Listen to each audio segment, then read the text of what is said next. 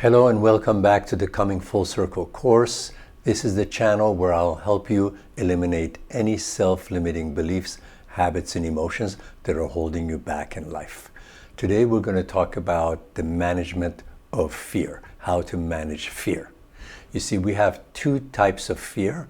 One kind of fear is the fear of death, fear of bodily harm, fear that something will destroy you physically. That's a good kind of fear. If you're going across the street and there's a speeding bus coming towards you, go ahead and run faster, because the kind of fear that saves your life and your body is a good kind of fear. But that kind of fear is at most 10% of the fears you've ever experienced in your life. The other 90% is psychological fear, which is totally unreal. Think about worry and anxiety. That's psychological fear. If you had kept a diary of all of your worries since you were in kindergarten, if you were reviewing that diary today, you would see that 90% of all your worries since you were in kindergarten never materialized the way you thought they would. Psychological fear is all about the past or the future. The past is gone, the future hasn't come, and you and I are not fortune tellers. You see, psychological fear comes from your ego. What is the ego? That feeling of me, my sports car, my girlfriend, my mortgage. You also have a soul, which is the essence of you. Now, what the ego does, the ego figures out what's going on in this moment, and then it wants to predict what's going on 2 days from now. It doesn't know what to do with the gap between now and 2 days from now.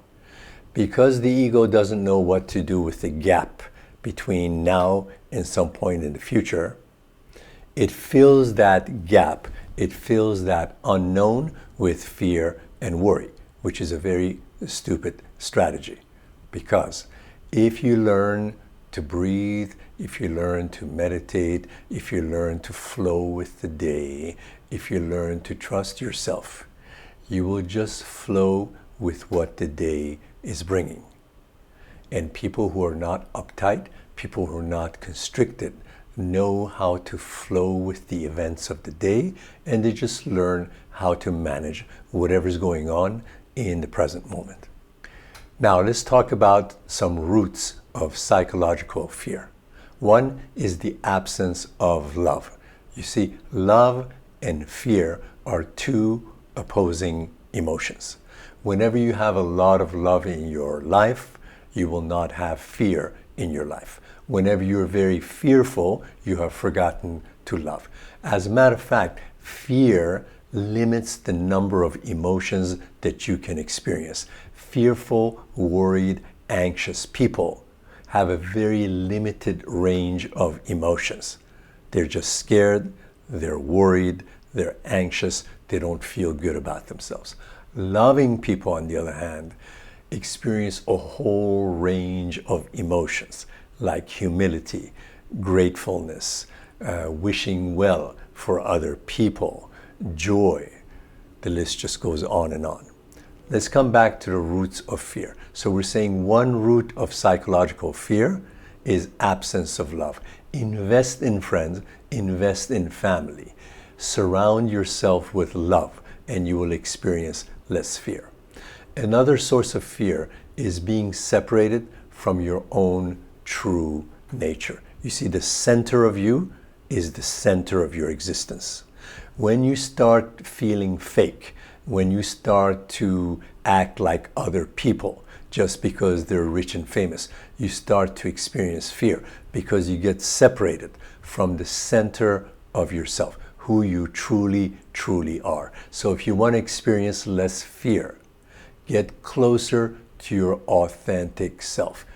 Be exactly who you were created to be, and you experience less fear. Another root of psychological fear is not having a life purpose. People who have a steady life purpose experience much less fear.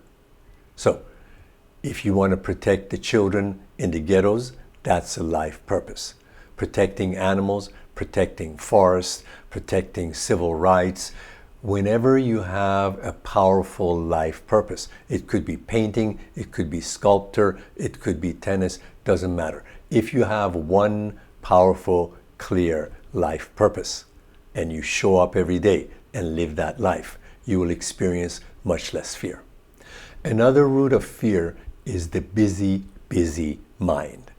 Minds that have out of control thinking, crazed minds that are always thinking.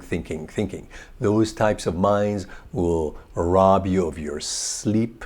They will rob you of your inner peace. So please meditate, do your yoga. In this video description, you'll find a link for my Kriya Yoga breathing meditation.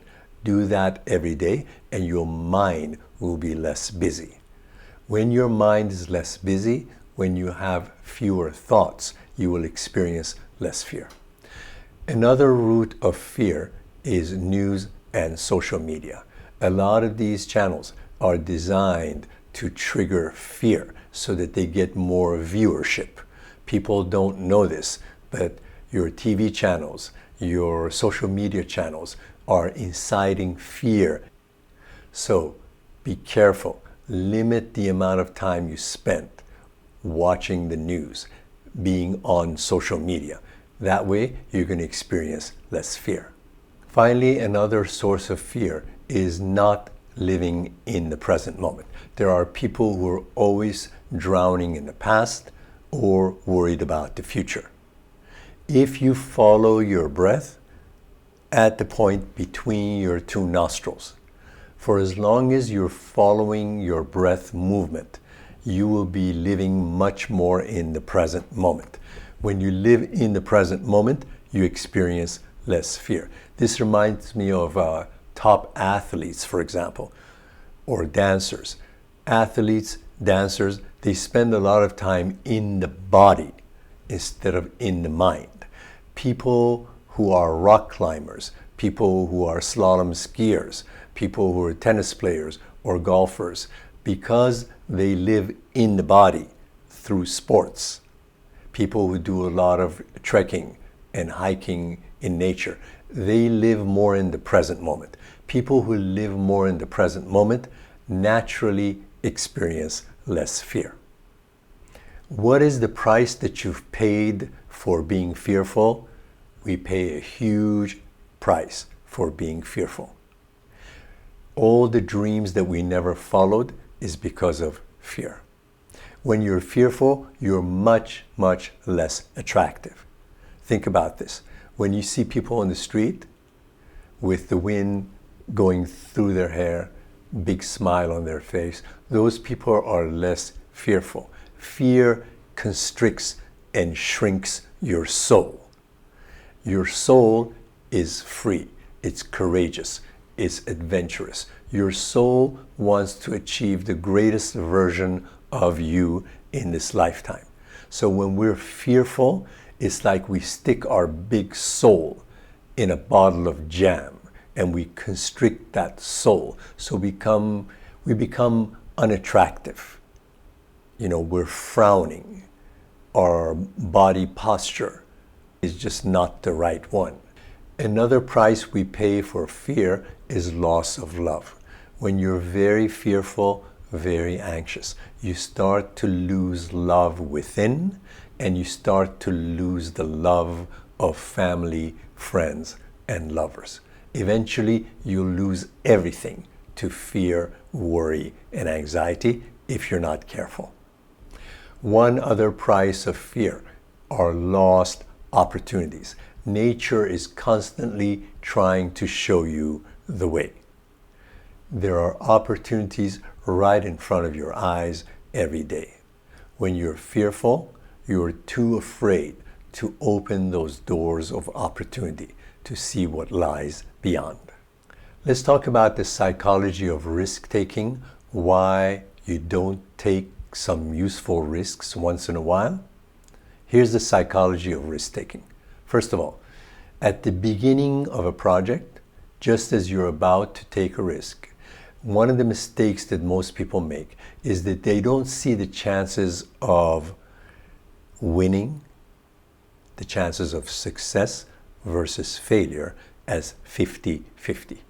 When you begin a new venture, when you begin a new project, you should be seeing the chances of victory and success versus failure as at least 50-50. There's no reason why you should be starting a venture, a project, and visualizing the possibility of failure as being more than 50%. The second issue is that most people imagine that the effect of a temporary setback will be disastrous. So whenever you're taking a risk, ask yourself, what is the worst thing that can happen if I have a setback? Most people overestimate the effect of a temporary setback. So you open a gym or a yoga studio, and instead of your projected sales for the first month, your projected sales of $3,000, you make $1,500. So that's a temporary setback. So ask yourself, what is the worst thing that can happen if during the first 3 months I don't meet my profit goals?